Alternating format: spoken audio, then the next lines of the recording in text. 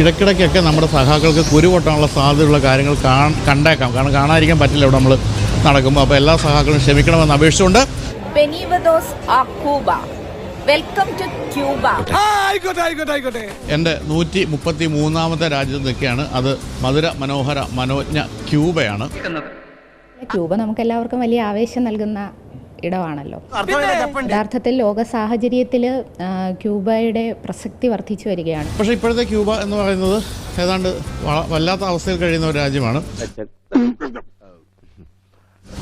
വിലപ്പെരുപ്പവും അതുപോലെ തന്നെ പട്ടിണി, ഇവിടെ അവശ്യ സാധനങ്ങളുടെ ലഭ്യതയില്ലായ്മ. കമ്മ്യൂണിസ്റ്റ് പാർട്ടി നയിക്കുന്ന ഗവൺമെന്റ് ഉള്ളൊരു പ്രദേശം കൂടിയാണല്ലോ ഞങ്ങൾ. സോഷ്യലിസം എന്ന് പറയുന്നത് ഈ ഒരു പുതിയ കാലഘട്ടത്തിൽ പ്രായോഗികമല്ല എന്ന് വളരെ കൃത്യമായിട്ട് കാണിച്ചു തരുന്ന ഒരു രാജ്യം കൂടിയാണ് ഇപ്പോൾ ക്യൂബ എന്നാണ് പറയേണ്ടത്.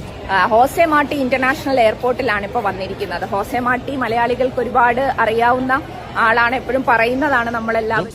വളരെ ചെറിയ പ്രാകൃതാവസ്ഥയിലുള്ള ഒരു എയർപോർട്ടാണ്. ആകെപ്പാട് ഒരു ഫ്ലൈറ്റ് മാത്രമാണ് അവിടെ വന്നിറങ്ങുന്നത് കണ്ടത്. നമ്മൾ ഒരുമാതിരി അരിവർത്ത വർത്താനം എന്നോട് പറയരുത്. പിന്നെ ക്യൂബയിലെ ടൂറിസം എല്ലാവർക്കും അറിയാം, വളരെ ഫേമസ് ആണ്. മനസ്സിലാക്കുന്നത് ഒരു സ്ഥലത്തും വെളിച്ചമില്ല, കറണ്ടില്ല, പവർ കട്ടാണ്.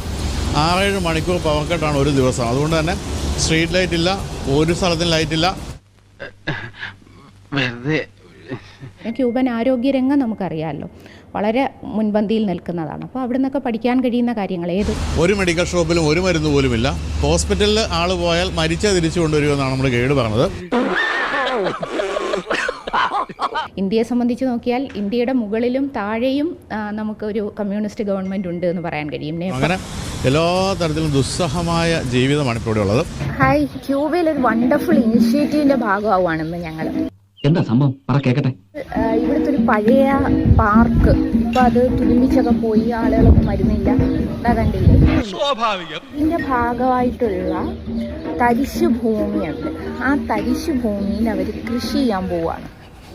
ഇറ്റലിന്റെയും ചെയ്യുടെയും ക്യൂബയിലേക്ക് പോവുക, അത് സ്വപ്ന സാഫല്യമാണ്. ഇവിടെ മുഴുവൻ നിങ്ങൾക്ക് മാലിന്യങ്ങൾ കാണാം. അപ്പോൾ നമ്മുടെ ഗൈഡ് പറയുന്നത് ഇവിടുത്തെ ഭരണകൂടത്തോടുള്ള ജനങ്ങളൊരു പ്രതിഷേധമാണ് ഇപ്പോൾ ഈ മാലിന്യങ്ങൾ ഇങ്ങനെ ഇടുന്നതെന്നുള്ളതാണ്. മനുഷ്യനെ